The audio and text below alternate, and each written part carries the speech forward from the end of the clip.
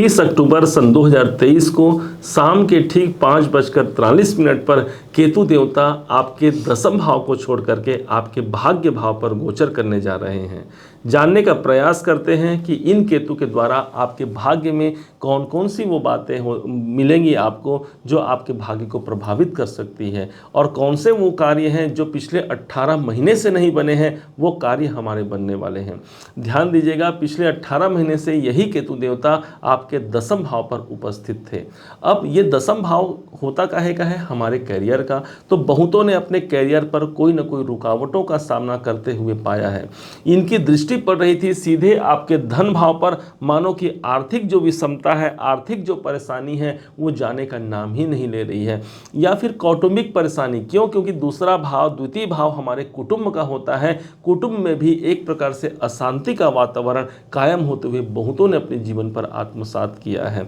यही नहीं, केतु देवता जब चतुर्थ भाव को देखते हैं अपने सप्तम दृष्टि से, तो प्रॉपर्टी से जुड़ा हुआ कोई डिसीजन हमारा सही नहीं बैठ पाता, या फिर सभी तमाम उपस्थिति होने के बावजूद भी, तमाम हमारे पास विकल्प होने के बाद भी प्रॉपर्टी का एक योग न बन पाना, कहीं न कहीं केतु आपके दसम में थे और हमारे राहु देवता आपके चतुर्थ में थे। आपने इस चीज़ को जाना और समझा है पिछले समय पर। अब सिर्फ यही नहीं, यही केतु की एक दृष्टि पड़ती थी 7वीं, 8वीं, 9वीं दृष्टि आपके छठे भाव पर है, जो है आपके स्वास्थ्य, आपके कर्जे और आपके शत्रुओं का। यदि जन्म पत्रिका में भी आपकी केतु की स्थिति अच्छी नहीं थी तो इस गोचर के दौरान भी पिछले 18 महीने से स्वास्थ्य संबंधी परेशानी बहुतों ने देखा। बहुतों ने कर्जे से परेशान होते हुए अपने आप को देखा। कर्ज लेते हैं हम अच्छे कार्य की पूर्ति के लिए, लेकिन उस कर्जे से मुक्ति नहीं मिल पाना कहीं ना कहीं ग्रहों की प्रतिकूलता को प्रदर्शित करता है। ये बात को आप मत भूलिएगा। चूंकि दसम भाव से ये छठे भाव को देख रहे थे तो कैरियर के दृष्टिकोण से इसे अनुकूल होना चाहिए था, परंतु फिर भी हमारे कैरियर में किसी न किसी अन्य के द्वारा भी हमारे काम धंधे को बाधित किया गया, परेशान किया गया हमें। तो क्या अब जो केतु देवता अब आपके जो भाग्य भाव पर, नवम भाव पर आएंगे, ये क्या प्रतिफल देंगे?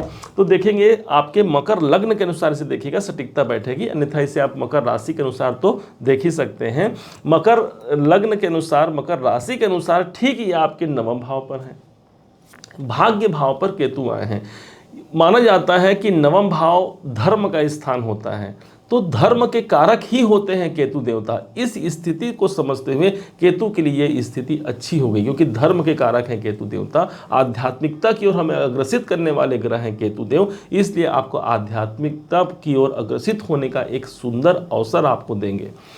भाग्य भाव पर केतु देवता, जो लोग अपना भाग्य ये लगता है कि मेरा भाग्य मेरे साथ नहीं है, मेरा भाग्य जितना मैं मेहनत करता हूँ या करती हूँ उसके अनुरूप मुझे सफलता में निकल करके सामने नहीं आ रही है, तो ये समझिए केतु देवता आपके भाग्य भाव पर हैं। परंतु हाँ, आपको सतर्क भी रहना होगा, क्योंकि नवम भाव पर केतु देवता, यदि आप आध्यात्म से नहीं जुड़ते हैं, क्योंकि धर्म का भाव है, अध्यात्म से नहीं जुड़ते हैं, आप धार्मिक नहीं होते हैं, तो इस केतु के द्वारा कुछ नकारात्मक फल प्राप्त हो सकते हैं। जैसे कि पिता से जुड़ा हुआ कोई समस्या यदि पहले से बना हुआ है, पिताजी से आपके कोई वैचारिक वैमनस्य बने हुए हैं या कुछ अशांतियां बनी हुई हैं, वो अशांति आगे बढ़ सकती है।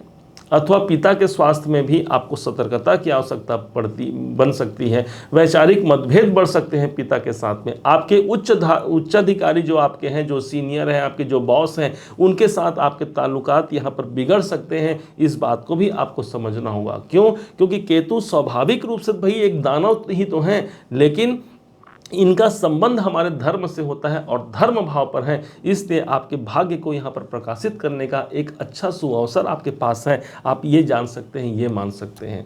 लेकिन सोर्स बताया आपको कि आपको धर्मवान बनना है, आध्यात्मिकता की ओर अग्रसित होना है। ये केतु आपको बहुत कुछ निकाल करके देंगे।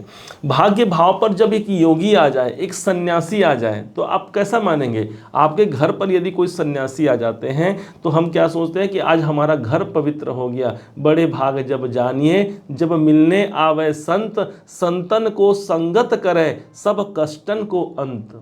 तो इसी प्रकार से एक संत का आगमन आपके भाग्य पर आया है। कैसे आपके कष्ट, कैसे आपके परेशानियां दूर नहीं होंगी, आपको स्वतः विचार करना है। इसलिए इस समय पर संतों का समागम आपको करना चाहिए। कोई धार्मिक यात्रा करने का सुख अवसर आपको मिल सकता है, क्योंकि नवम भाव हमारी धार्मिक यात्राओं को ही प्रदर्शित करता है।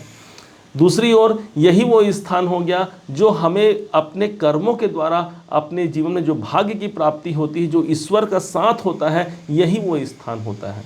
क्योंकि नवम भाव ही ईश्वर की कृपा है, इष्ट कृपा है। इस समय पर इष्ट कृपा मिलने की संभावना ज़्यादा बढ़ जाती है। यदि हम फिर से कहते हैं, आप आध्यात्मिकता की ओर जितना अग्रसित होंगे, आपका भाग्य उतना ही चार चांद लग करके सामने आएगा। दूसरी ओर राहु देवता केतु, क्योंकि केतु के ठीक सामने राहु देवता होते हैं। राहु देवता आपके तीसरे घर पर हैं।